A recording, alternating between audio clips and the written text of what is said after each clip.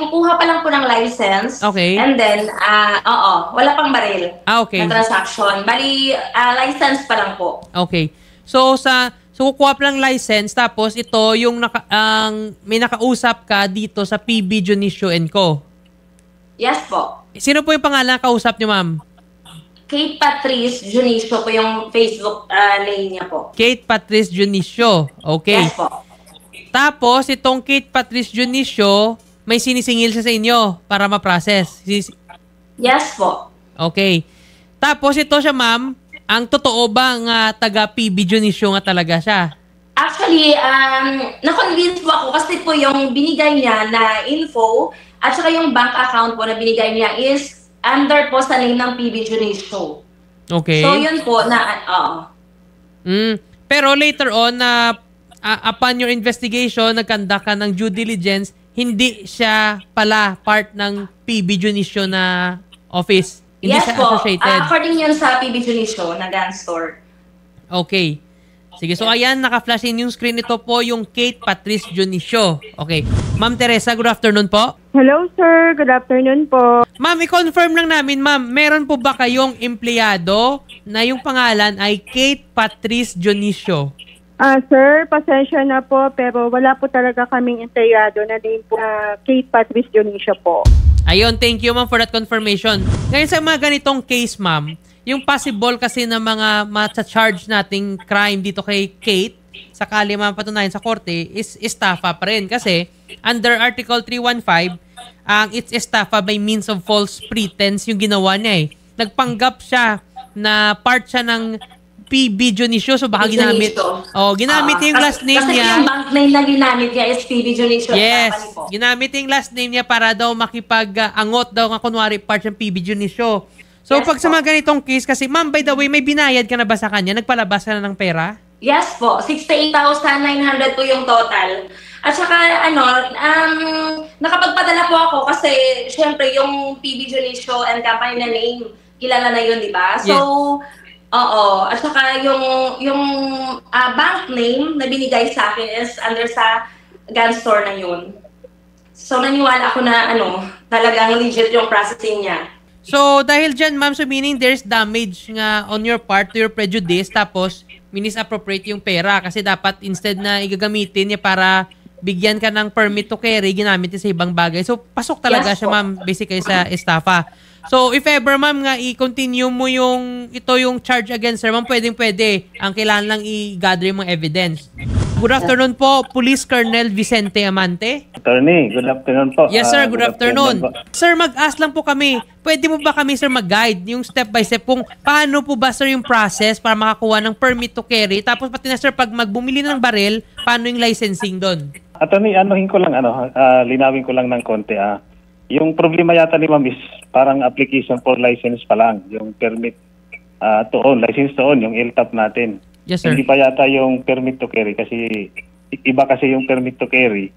Yung permit to carry, once na meron ka ng baril, yun naman ang license mo para dalhin kung saan yung baril mo.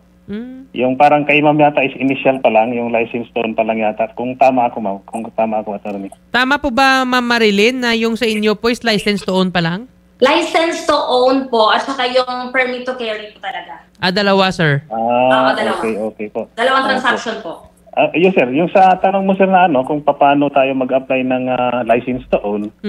So, ang una-una po yun, kung bago pa lang, kagaya ni ma'am siguro, bago pa nga lang kasi wala pa siyang baril din. Ang yun is, meron tayong process. Ang una, online kasi mostly ang processing natin online. So, ang una nilang gagawin ay pumunta doon sa ating site ng Firearms and Explosives Office. Yung ipeo.pnp.cec.org. Actually po, shooter po ako. So, it means po, may license, may LTAP po ako at saka may PTC din. Oo, tapos yung mga baril ko po is may mga license lahat yun. Bali, may kinuha lang po ako na permits or license para sana sa mga friends ko, para pang surprise ko sa kanila kasi yun nga, kasi mga friends ko sila. Kasi busy sila in the world of business. So gusto ko ako yung mag-process ng ganun para sa kanila. Kaya yun. At saka yung name na PB Junicio and Company, nagtiwala ako. That's why nakapag-send ako ng payment. Yun. Oh. So, yun ma'am. Yung processing po kasi natin no, dapat personal. Kasi, yun nga, mayroon tayo kasi mga security feature sa ating online eh. So, hindi siya basta-basta pwede padaanin sa ibang tao. So sir, So, yun siguro. meaning sir, kung yung mag-process ng LTOP at saka yung ang permit to carry man, so lahat to sir, personal, dapat personal. Hindi pwede sir Opo. So, pwede ba yan sir nga mag-authorize ka ng someone like may SPA, ganon? Is it allowed sir o hindi? Sa ibang steps, sir, pwede na yung mag-authorize ka. Pero meron kasing steps na kailangan yun talaga mismo po yung tao. Kagaya po ng neuro at saka drug test. Hindi naman po na pwede na ibang tao ang magtitik po noon kung di mismo yung nag-a-apply. Okay. So meaning sir, kung sabi ni sir nga puro pala sir ang personal dapat to, so in the first place, hindi pwede mag-process yung PB Junicio ng license or are they authorized ba sir? Mag-a-assist lang sila, pero ang tao din po talaga magpi-personal appearance po. Okay. So, assist lang sila paano mag-course through sa online process, pero yung tao pa rin yung mag-appear personally pag sa mga kailangan na. Opo. Ganun po ang process natin. Kaya yung sa mga online na nag-aalok, medyo questionable na po kaagad yun. So, ito ba sir yung PB Junicio & Co. ba sir, are they ang authorized sir nga to sell guns and at the same time mag-assist sa pag-process ng mga permits? They are licensed. May license naman po sila na to deal yung firearms. Okay. Ito sir yung sinasabi sir nga mag-process sir, mga FAQ, sir, are they available naman sir sa website ba sir ng PNP Firearms and Licensing Division? Like available ba to sir? Yes sir, opo. Punta lang po sila sa ating website. Makikita nila doon. Meron tayong video tutorial on how to do it. Then meron din tayong hotline doon kung medyo nahihirapan sila. Pwede nilang kontakin para diretso sila dito sa ating opisina. Maturuan po sila. Okay, so andun ang plus sir lahat ng mga details and info FAQ. Opo.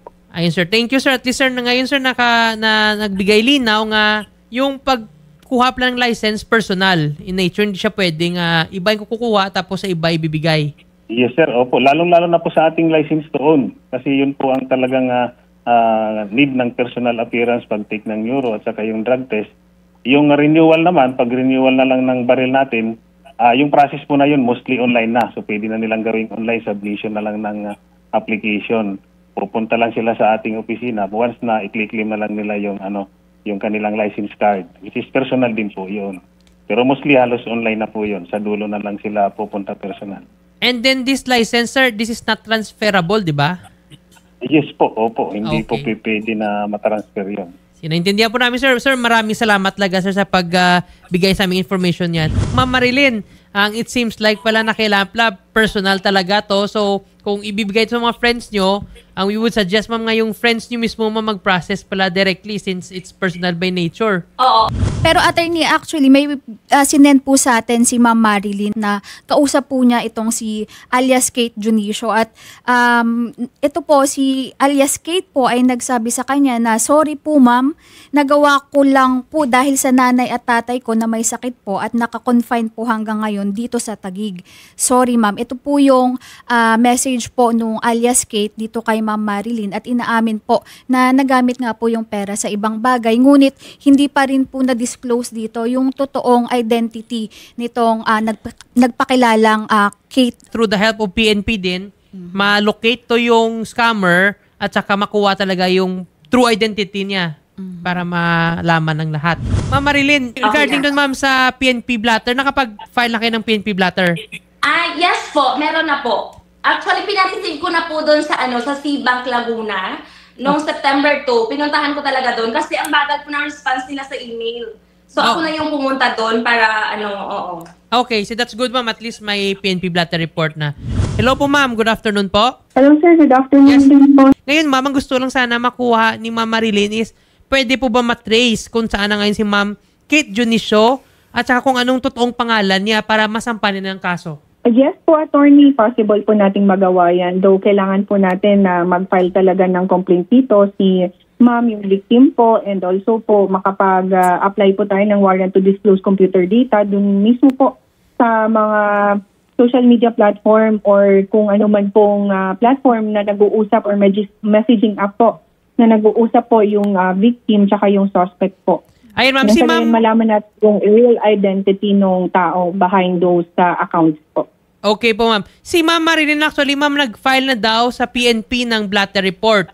Pwede po after ng interview ay maaaring ibigay nyo lang po sa akin yung contact number and full details ni ma'am para makapag-usap po kami and tignan ko din po kung ano ng status nung kaso po.